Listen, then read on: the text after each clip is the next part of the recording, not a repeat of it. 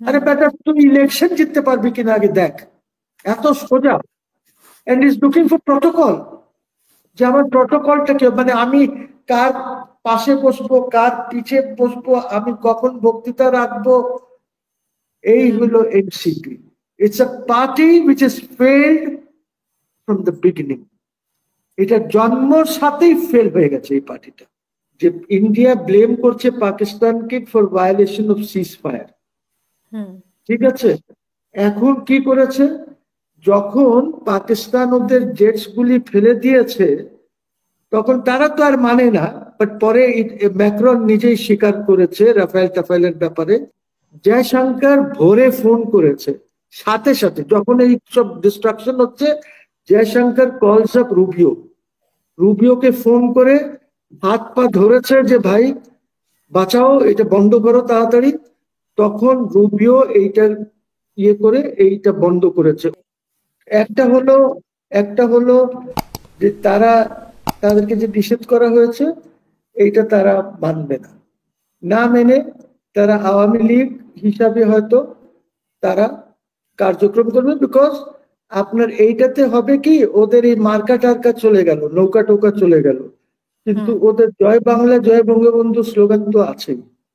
এইটা তো আর আওয়ামী লীগ বলে কিছু না, এটা ওদের স্লোগানটা রয়ে গেছে। এই স্লোগানটা তো আর নিষিদ্ধ হয় নাই, কাজে এই স্লোগান নিয়ে তাদের, হাসিনাকে তো নিষিদ্ধ করা হয়নি এখনো, ওই ব্যানার নিয়ে তারা এইসব নিয়ে তারা রাস্তায় নামবে, তারা স্লোগান দেবে। আমি দেখেছি আগের চেয়ে একটু বেশি লোকজন হচ্ছে। তারপর যখন আপনি ওদের উপরে চড়াও হবেন, তখন আমেরিকার থেকে স্টেটমেন্ট আসবে যে ইনক্লুসিভ ইয়ে করেন, আপনি কিভাবে এইগুলি করছেন। ইউরোপিয়ান ইউনিয়ন থেকে আসবে যে আপনারা এটা কিভাবে করলেন, ওরা যে মিছিল বের করেছিল কেন ওদেরকে আপনি অ্যারেস্ট করলেন। সো আমরা আরো প্রবলেমস ক্রিয়েট করার দিকে যাচ্ছি।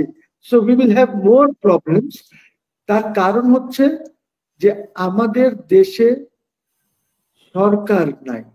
আমাদের দেশে যারা আছে কিছু এনজিও ব্যক্তিরা স্টেটটাকে চালাচ্ছেন, যেটার অভিজ্ঞতা তাদের নাই, টোটালি নাই। বিকজ ইন্টারন্যাশনাল আপনি দেখেন ফরেন অফিস কয়েকজন চালাচ্ছে, আপনার তহিদ সাহেব আছেন, খলিলুর রহমান আছেন, সুফিউর রহমান নতুন এসেছেন with the rank and status of state minister. 3-4 জন কি করবে ফরেন অফিস, কার কথা শুনবে, where is the policy. So আপনি ফেল করবেন and Bangladesh is going to fail. Even যমুনার সামনে নাকি সমাবেশ করার মানে ইয়ে ছিল না, পারমিশন থাকে না, তো ওরা কিভাবে পারমিশন পেল, এটাও অনেকে তো প্রশ্ন হয়েছে।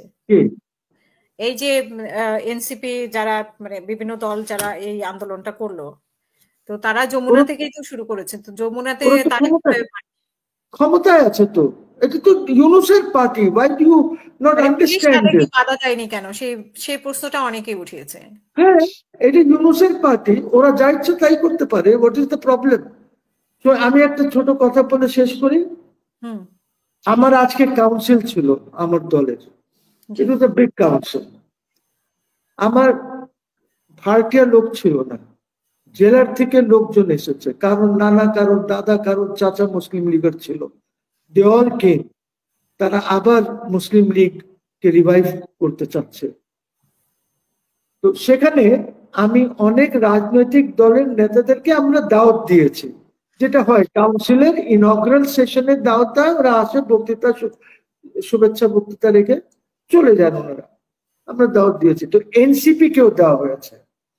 তো এনসিপির ওয়ান অফ দ্য 4, যারা বেশি, যাদের নাম আছে, আমি নাম বলতে চাচ্ছি না, ওয়ান অফ দ্য 4 সে জিজ্ঞেস করলো আমার লোককে যে আচ্ছা আমি যে সেখানে যাব আমার প্রটোকলটা কি হবে। এবার চিন্তা করেন আমার প্রটোকলটা কি হবে। হি ইজ আস্কিং, আরে বেটা তুই ইলেকশন জিততে পারবি কিনা আগে দেখ, এত সোজা।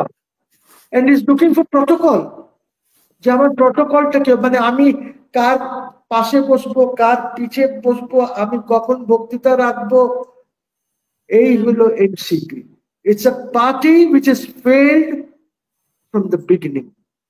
এটা জন্মর সাথেই ফেল হয়ে গেছে এই পার্টিটা।